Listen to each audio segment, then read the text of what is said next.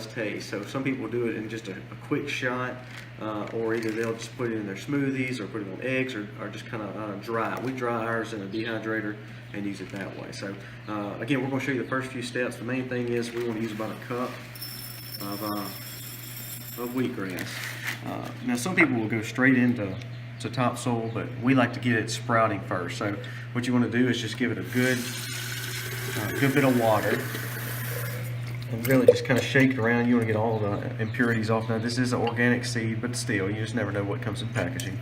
So again, we're using cheesecloth with a mason jar lid on a mason jar. So again, you just want to get all the water back out. Make sure it has a good wash. And then basically you're going to do the exact same thing again. So just take your cheesecloth off, put water back in it, and you want to cover the seed. So basically doing the exact same thing again, but this time you're going to leave the water in.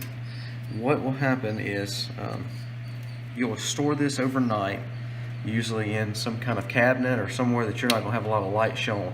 What it will do is basically tomorrow we'll take it out after 24 hours, we'll drain the water. If the seed still looks like this, we may do this process one more time. But really the whole goal is we want to start seeing these little seeds have little sproutlets on it. And I'll show you what they'll look like as we look at it tomorrow. But basically we'll strain it and then let it sit upside down, let it drain, and then from there we'll start the rest of the process of actually putting it in topsoil, grow it in trays, and actually having it and making true wheatgrass. So this is just the first step. Again, what we're going to do is just put it in a cabinet this time. Alright, as you can see, I just want to come in and kind of evenly spread them. Now, if you look close, you can see how these have the little sprouts already starting on the seeds. Now, like I said, you don't necessarily have to put it in water. What we do is it just helps it kind of get a growth started. If you did not put them in water, it seems to take another day in a cold area. It takes another day in the topsoil. So again, our goal is to try to do it in water versus doing it in the topsoil. So now we're at the step to where we're going to cover it again. And what we do is we take the same pan and just put it on top. Now, tomorrow we'll check it. We'll see if it's growing good. But really, for 2 or 3 days, you're going to keep it dark. You'll come, open it up, give it a good coat down, just like I'm doing right now. Again, not to saturate it, but just give it a good mist. And then tomorrow we'll do the same thing. Once it starts growing, it'll get about as high as this pan is. Then we'll start exposing it to actual sun. And what the sun does is actually start turning it green. So you'll see over the next few days, you'll start seeing some growth, but it almost looks like dead growth. It looks like dead grass. It'll look real gold, real almost dead. But like I said, you'll see as we start putting it in the sun how green it gets, how lush it gets, and it'll look really nice. But you'll see how it just has little heads on it. So we've kind of taken an extra day away by just simply putting it in the water here. And like I said, we'll look at it tomorrow and see what it looks like. Alright guys, we're on day 3. Basically, I want to show you what the sprouts look like, how good they look, and how just one night makes a difference in how they're already starting to grow. So you can see they just kind of got longer sprouts. Now, right now it looks like they're all going which way and not really growing much, kind of fuzzy. And so basically we're going to cover them back up. So okay guys, we're on day 4. I'm going to show you what the wheatgrass looks like. So let me grab it for you.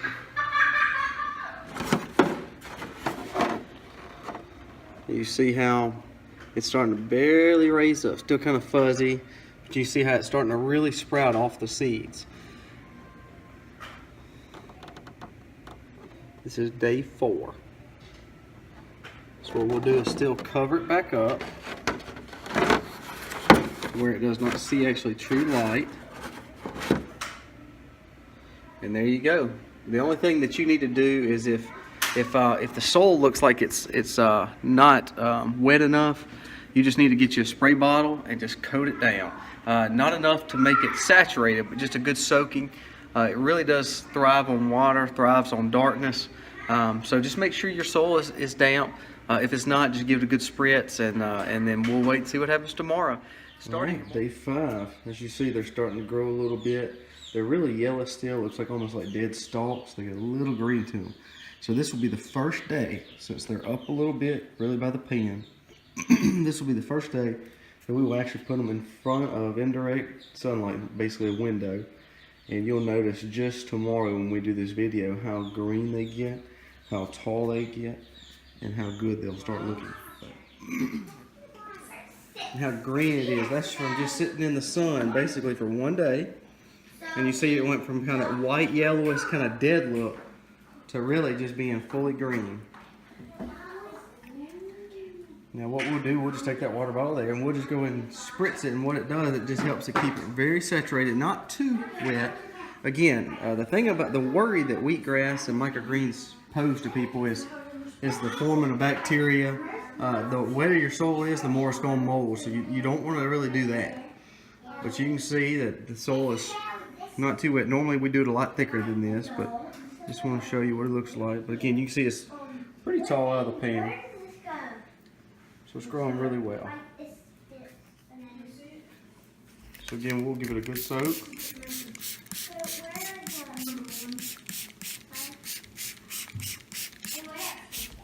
Some microgreens you actually will not soak like this. You'll soak from the bottom, put them in a pan because it's a lot more fragile than wheatgrass. So a lot of your microgreens, you'll just actually put another one of these pans like this. This one will have holes in it, and basically you'll just submerge it in, let the water just kind of come up from the bottom and soak the soil that way. Because all of this, where wheatgrass is pretty thick and it can hold itself up, a lot of the microgreens like broccoli sprouts and pea sprouts will not be able to hold itself up. So it's best to water them from the bottom. Day 7. Look how good that wheatgrass looks, guys. And you can see mine is a little bit thinner than normal, but I wanted to show you kind of what seeds look like. And that's why I did it so thin. But you see how the little wheatgrass holes just make the seed. Now this is what most people do now. Would either harvest it, they'd cut it right there before it starts turning white at the very bottom of the root system. And basically they would either strain it in a juicer and actually juice the wheatgrass and have a shot. It's very potent, very powerful, but personally we never liked it like that. It's a little strong for us, especially my wife and my kids. But what we do is we'll take it, cut it, and then we'll actually dry it in a dehydrator. Just a little old dehydrator sitting right there.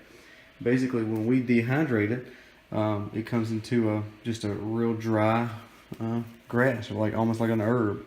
So then what we do is then put it in a processor, and it chops it up to a fine green powder. Now that green powder, what we do is we'll put it in yogurt, we'll put it in our eggs, we'll put it in different foods on baked chicken. And it's still a strong taste, but it's not as strong as like juicing it. Plus it allows the kids to be able to eat it when they think they're just eating regular old pepper or salt on one thing. So it allows it to be a little bit more strong, and we still get a lot of the nutrients out of drying it. So that's just what we do. Now I hope this helped. I hope this whole video series helped. Wheatgrass is very easy to grow. Microgreens are very easy to grow and harvest. Now let me tell you one more thing. Wheatgrass, because it is a grass, if you cut it a little high and leave it, re-water it, you'd be surprised. It can grow back. Now it's not going to be as nutrient rich or as tall and green and lush as what this may be, but it still will grow back. So try to utilize your seed as much as you can. Try to use your soil as much as you can. So I'd do it one more time, and then that way you can just see if you can get another harvest off of it. But again, thank you again, and happy homesteading, y'all.